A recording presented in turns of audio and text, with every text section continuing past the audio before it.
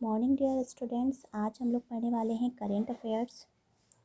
आज से ही हम पढ़ेंगे करेंट अफेयर्स। करेंट अफेयर्स किसी भी कंपटीशन एग्ज़ाम्स के लिए मोस्ट इम्पॉर्टेंट होते हैं, बिकॉज इसी से आपका जीके जो होता है वो बिल्डअप होता है। आज का पहला क्वेश्चन है, चौथी बार पांडुचेरी के सीएम कौन बने हैं? तो चौथी बार पांडुचेरी के सीएम बने हैं एन रंगास्वामी। इन्हें शपथ दिलाई है लेफ्टिनेंट गवर्नर तमिलिसाई सौंदराजन ने। नीचे आपको एक टर्म लिख कर आ रहा है एम के स्टालिन। अब ये कौन है? तो एम के स्टालिन जो है वो तमिलनाडु के नए सीएम बने हैं, जिन्होंने ए के पलानीस्वामी की जगह ली है। नीचे आपको टर्म लिख कर आ रहा है तीरथ सिंह रावत। ये उत्तराखंड के सीएम हैं और इन्होंने त्रिवेंद्र सिंह रावत की जगह ली है। ऑल ओवर पांडुचेरी जो है इसमें 4 ज़िले हैं जो कि अलग अलग स्टेट में बिखरे हुए हैं। एक है माहे जो कि केरल में है, दूसरा है यनम जो कि आंध्र प्रदेश में है, फिर आता है पुडुचेरी और कराईकल जो कि तमिलनाडु में है। नेक्स्ट क्वेश्चन आपके सामने रखा हुआ है, किस राज्य के वन विभाग ने चिड़ियाघर की रखवाली के लिए आरटीपीसीआर टेस्ट अनिवार्य किया है? तो ये किया है हमारे मध्य प्रदेश ने। अब क्यों किया है?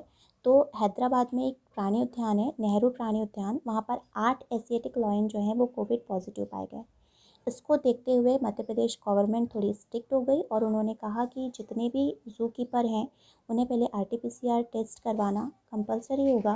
दैट्स पहला जो टेस्ट आरटीपीसीआर है इसका फुल फॉर्म होता है reverse transcription polymerase chain reaction. जो मध्य प्रदेश है, मध्य प्रदेश की जो कैपिटल है वो भोपाल है और इसके जो सीएम है वो शिवराज सिंह चौहान है। इसके जो सीजे है वो मोहम्मद रफ़ीक हैं और इसे सोया स्टेट कहा जाता है। अब क्यों कहा जाता है सोया स्टेट? तो यहाँ सबसे ज़्यादा सोयाबीन की खेती की जाती है, दैट्स अ रीज़न कि इसे सोया स्टेट कहा जाता है।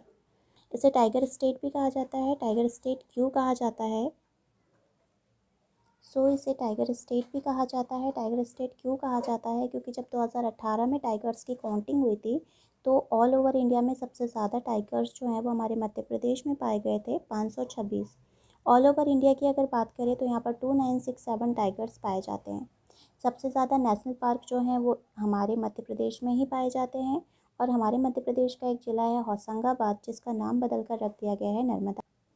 नेक्स्ट क्वेश्चन आपके सामने है, कौन सी आईटी कंपनी भारत में कोविड-19 से लड़ने के प्रयासों में समर्थन करने के लिए 100 करोड़ रुपए देगी? तो ये है इन्फोसिस। इसकी स्थापना हुई थी 1981 में और इसका हेडक्वार्टर है बेंगलुरु, कर्नाटका में। इसके एमडी हैं सलील पारेख और फाउंडर हैं नारायण मूर्ति। इन्होंने 100 करोड़ रुपीस देने की, दान करने की घोषणा की है इंडिया को, बिकॉज कि इंडिया बहुत ज़्यादा बुरी कंडीशन में जूझ रहा है कोविड-19 की वजह से, तो इस कंपनी ने दान करने की घोषणा की है। याद रखें, इसकी स्थापना हुई थी 1981 में, इसके हेडक्वार्टर है बेंगलुरु में और इसके एमडी हैं सलील पारेख और इसके फाउंडर हैं नारायण मूर्ति। किस देश ने कोरोना की सिंगल डोज वैक्सीन बनाने में कामयाबी हासिल कर ली है? तो ये की है रसिया ने। रसिया की सिंगल डोज दैट मीन कि अभी आपने सुना होगा कि जितने भी वैक्सीन हमारे यहाँ लग रही है, जैसे कोवैक्सीन हो गई या फिर कोविशील्ड हो गई, तो इसके 2-2 डोज दिए जा रहे हैं। तो ये जो वैक्सीन होगी इसका सिंगल डोज होगा और वो वर्क करेगा। तो इसका नाम है स्पुतनिक लाइट और 79.4% ये असरदार है बाकी वैक्सीन के कंपेरिजन में। जो रसिया है इसकी कैपिटल है मॉस्को और इसकी जो करेंसी है वो रूबल है। यहाँ के प्रेसिडेंट जो हैं वो व्लादिमीर पुतिन हैं। भारत और रसिया के बीच में एक एक्सरसाइज होती है इंदिरा। इसे आप ऐसे भी याद रख सकते हो, इंडिया का IND और रसिया का RA मिलाकर इंदिरा एक एक्सरसाइज होती है भारत और रसिया के बीच में। किस राज्य की स्वास्थ्य बीमा योजना के तहत कोविड-19 को कवर किया जाएगा? तो ये किया जाएगा गोवा। ये क्षेत्रफल की दृष्टि से इंडिया का सबसे छोटा राज्य है। अगर ये सबसे छोटा है तो सबसे बड़ा कौन सा है? तो सबसे बड़ा राजस्थान है। कैपिटल इसकी पणजी है जो कि मांडवी नदी के किनारे बसा हुआ है। यहाँ के सीएम जो हैं वो प्रमोद सावंत हैं और राज्यपाल जो हैं वो भगत सिंह कोश्यारी है।